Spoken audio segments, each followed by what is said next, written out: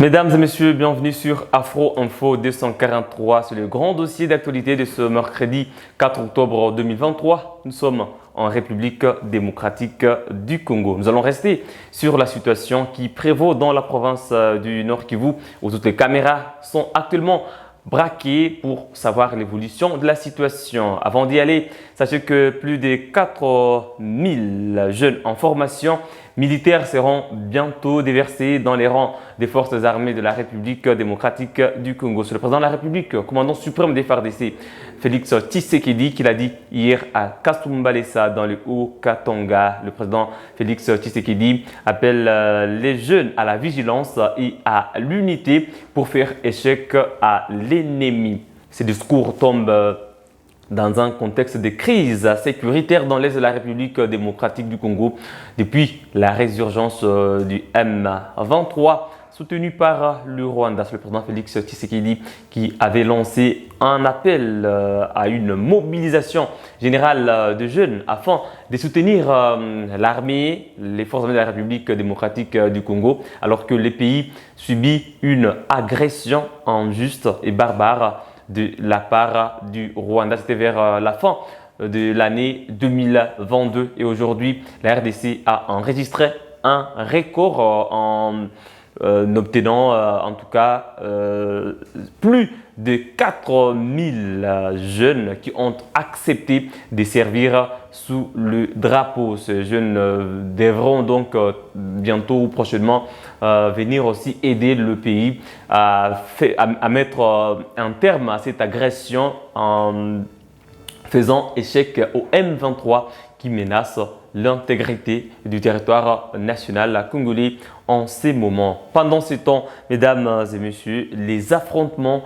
qui opposent le M23 ou la coalition M23 RDF, comme le dit le porte-parole de l'armée en province du Nord Kivu, donc les affrontements qui opposent la coalition M23 RDF aux combattants résistants Wazalendo ne concernent pas les forces armées de la République démocratique du Congo. Ces affrontements se passent aux alentours de la région de Kilolirwe, qui est une cité située sur l'axe routier Sake-Kichanga dans le territoire de Massissi. C'est depuis le matin, d'ailleurs depuis hier, que les affrontements sont rapportés opposant des combattants du M23 aux combattants résistants Maïmaï dans les collines qui coiffent la cité des Mouchaki.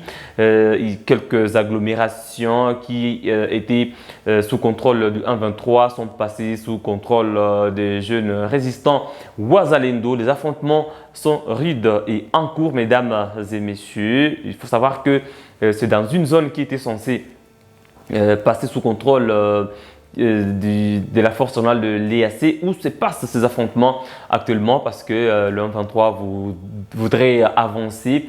Et comme les FARDC sont en train de respecter la trêve qui avait été conclue par le chef d'État de l'EAC, le cessez-le-feu qui avait été amorcé depuis fin mars dernier, les jeunes Wazalendo se sont donc érigés en barrière pour éviter cette avancée-là du M23 parce qu'en face, il n'y avait pas d'adversaire. Les militaires de la force de l'EAC n'ont pas le mandat de combattre contre le M23 et ne le font pas, ne l'ont jamais fait depuis qu'ils sont installés dans cette contrée-là. Voilà pourquoi ces jeunes Wazalendo sont en train de s'affronter au M23 pour empêcher que ces derniers puissent venir encore vers les positions des forces armées de la République démocratique du Congo. C'est le lieutenant-colonel Guillaume Ndike Kaiko qui est porte-parole de l'armée en province du Nord Kivu et porte-parole du gouverneur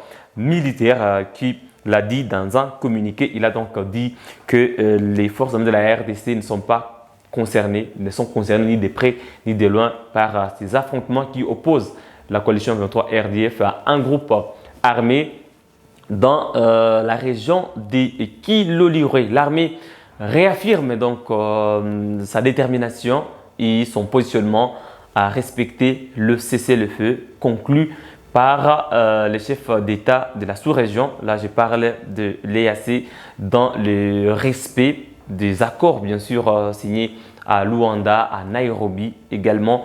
Voilà donc la position de notre armée, les forces armées de la République démocratique du Congo. Mesdames et messieurs, vous devez le savoir, vers midi, toujours de ce mercredi, les rebelles ont tenté d'ouvrir un autre front vers le nord de la ville de Goma, c'est dans le territoire de Nyiragongo.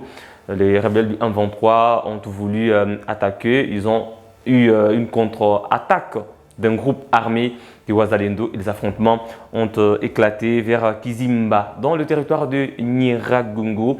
C'est donc une tentative pour le 1-23 de désorienter les combattants résistants Wazalendo qui sont en train d'infliger en tout cas une force de feu au M23 dans le territoire de Massissi. Alors cette tentative du territoire de Nyiragongo, c'est en tout cas une diversion, voilà, une diversion pour que les rebelles des Wazalendo puissent retourner la face, se diviser, être un peu éparpillés. C'est bien dommage, mais vous devez le savoir. Donc c'était une autre tentative d'ouvrir un autre front vers le nord de la ville de Goma, le territoire de Nyiragongo. Mais pendant ces temps, les affrontements entre les combattants résistants Wazalendo et les terroristes du M23 se passent sur des agglomérations situées à plus ou moins 8 km de la cité stratégique de Kichanga, rapportent nos sources consultées en ces moments. Donc les combattants résistants ont avancé, ils sont en train de pousser le M23 jusqu'à 8 km de la cité stratégique de Kichanga, qui est également en danger, occupée par le M23, même si il y a des populations qui habitent toujours la cité. Et les conséquences sont, entre autres, cette perturbation du trafic sur l'axe routier Sake, Kichanga jusqu'à Kanyabayonga et allant dans le Lubero parce que c'était resté la seule voie ouverte pour la ville de Goma afin de transporter des produits alimentaires. Voilà, mais actuellement, c'est un peu compliqué suite à la reprise des affrontements entre le M23 et des groupes armés, des combattants résistants d'autodéfense. Donc de ce côté-là, les autodéfenses avancent très bien et sont en train de pousser le M23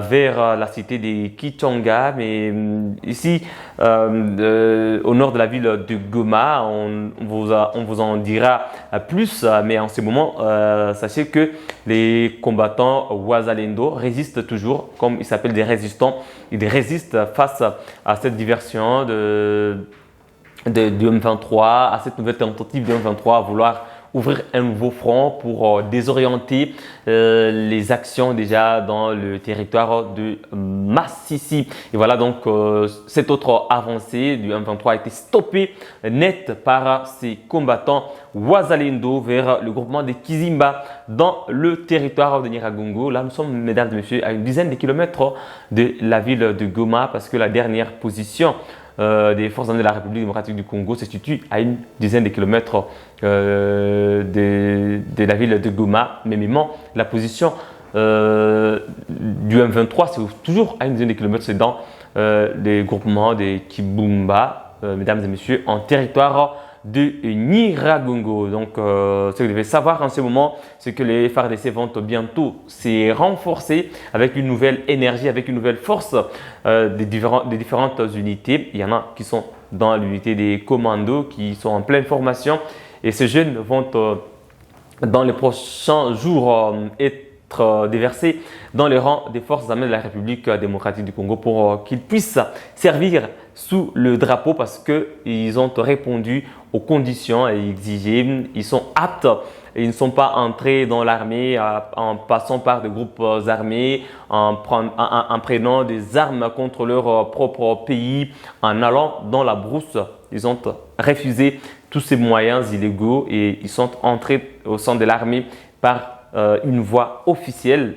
Ces jeunes sont quittés de partout, de Goma, de Lubumbashi, de Kisangani, de Bunia, de l'intérieur même des provinces, de Kinshasa, d'un peu partout pour donner un coup de main aux forces armées de la République démocratique du Congo dans ces contextes d'agression, dans ces contextes de guerre, même si l'armée officiellement n'est pas un affrontement, n'est pas en guerre. L'armée nationale congolaise n'est pas en guerre contre le M23 depuis fin mars dernier, parce que l'armée respecte le cessez-le-feu tel que voulu et conclu par le chef d'État de l'EAC pour trouver une voie des sorties de cette crise, une voie pacifique bien sûr.